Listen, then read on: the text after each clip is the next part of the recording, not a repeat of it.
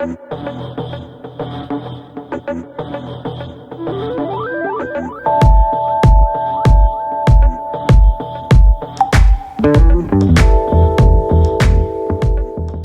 is going on, everyone? How are you doing? I hope you're doing good, because it is good to feel good.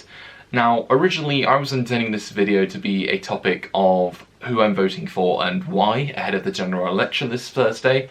However, I decided to discuss a more broader issue, and that being the Conservative Party and how they've been in government the last 9 years. But in line with the original plan I had for this video, I will say who I'm voting for and why. And to put it briefly, on Thursday I will be going out to vote for the Labour Party. I believe they have the most optimistic approach in this election. Their policies will help those people who have been directly affected by Tory policies and austerities in the last 9 years. Now, say what you want about Corbyn, but you can choose to believe him and what he stands for and what he will do for the people of this country, or continue to listen to the establishment and the right-wing media who deliberately smear his public image and push their agenda to the sheep that follow them. Now, I feel like at the end of the day, I feel like politics should be a topic of policies and principles over a topic of personalities. Okay, so just so people are aware, I'm looking at my notes while I'm doing this video, so if I'm looking down a lot and just, you know, going back and forth, you'll know why. I've got a lot to talk about that I want to discuss with this, so yeah. Anyway, here is an open letter to Boris Johnson and the Conservative Party.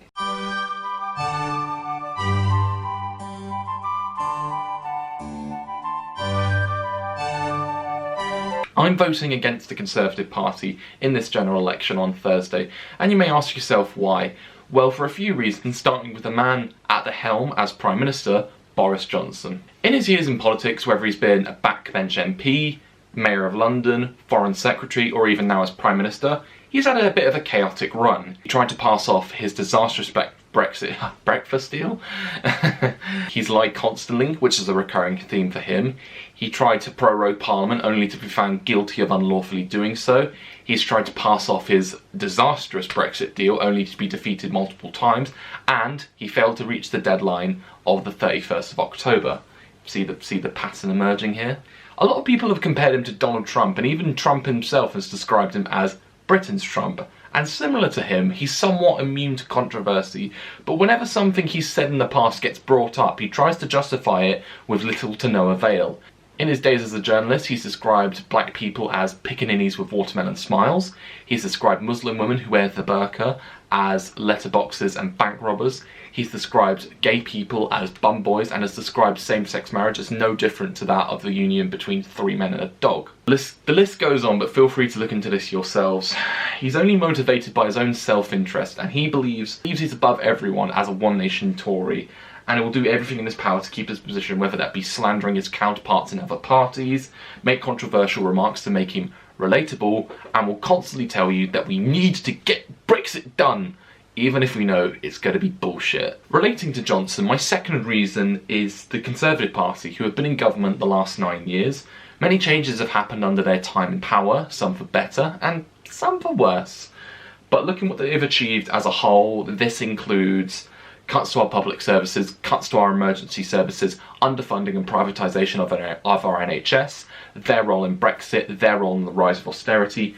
Again, the list goes on. It's ironic that one of their slogans is "Britain deserves better," yet they're the ones who got us into this mess in the first place. You've got candidates who come out with these scandalous, horrible things that just goes to show how out of touch they are with our society. Jacob Rees-Mogg saying that Grenfell victims should have listened to the fire brigade because it's the common sense thing to do. You've got Sally Ann Hart saying that people with learning difficulties, they don't understand about money.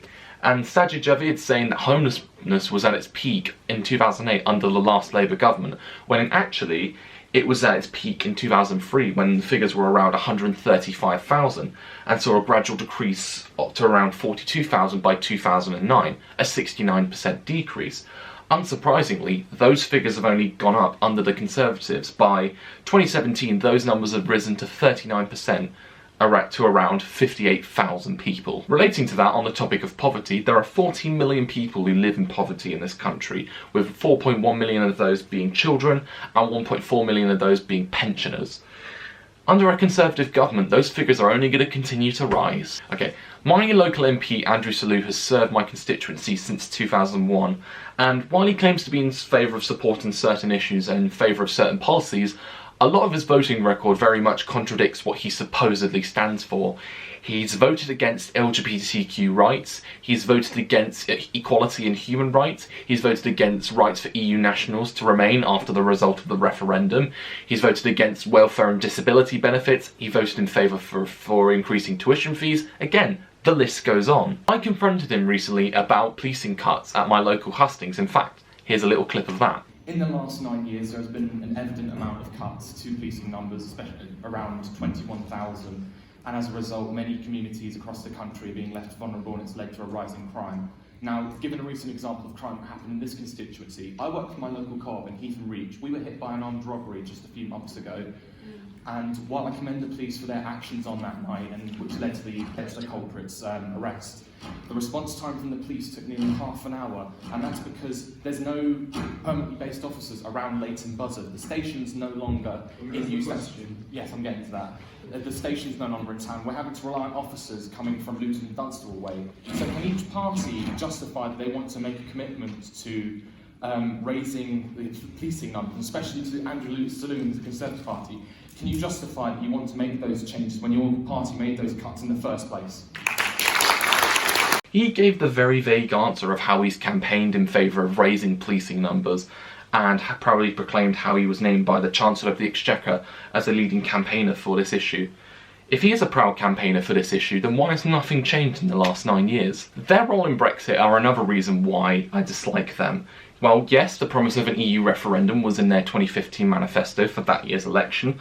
Fast forward a year later, the party was very much divided by those who wished to remain and the Eurosceptics who wanted out. Now, of course, there are pros and cons to your country being part of the EU, but nobody really expected the result we got. And in all honesty, a lot of people voted based on what they saw on that big red bus. Remember the one that said, "We send 350 million to the EU each week. Why don't we use that to fund our NHS?" Of course, that later turned out to be a lie, and who was one of the people at the helm of that campaign, the Vote Leave campaign? Yep, Boris Johnson. David Cameron didn't even anticipate the result that we got, and basically said, "Screw it, I'm going to let someone else deal with this," and then buggered off to Nice with his trotters up, as Danny Dyer so famously put it. And then afterwards, Theresa May became Prime Minister with Boris Johnson in as Foreign Secretary. Boris would later step down from that position, and then a little down the line, Theresa May would resign as Prime Minister, and then in the Conservative leadership election, Boris Johnson came out as the leader of the Conservative Party and subsequently Prime Minister. The entire process of Brexit has been back and forth, with multiple amendments to the withdrawal agreement. May and Johnson's respective deals have been defeated on multiple occasions, and the initial deadline has been missed 3 times. Simply put, the Conservative Party, who despite the pleas of Johnson telling us that they are the ones who will get Brexit done, are the same ones who are incapable of delivering on it, because the idea of an oven-ready Brexit deal is like an overly burnt pizza. Nobody wants it, but they will try and deliver it to us regardless. In conclusion to all this, what would you rather have? A government that only cares for the well-being of the wealthy minority while ordinary people have to suffer? Or a government that will care for the interests of everyone, hold those higher up to account, and will help rebuild the country after the Tory turmoil of the last 9 years? I'm not here to say who you should vote for, so I'll let you decide that. Now, by all means, vote for the candidate who you believe stands in line with your views. And while I don't necessarily endorse tactical voting, it may be the best chance of beating the Conservatives in your constituency. If anything, go by my ABC motto, which is anyone but Conservatives. For example, in Boris Johnson's constituency of Uxbridge and South Ruislip, the best chance of beating the Conservatives is Labour candidate Ali Milani. Just imagine how satisfying that will be to see Boris Johnson being unseated as Prime Minister in his own constituency. Or any other Conservative candidate for that matter. Now, with all that being said, let's make this happen on Thursday and let's get the Tories out. Whew, that was something I needed to get off my chest. With that being said, go out and vote against the Tories. Good luck, guys.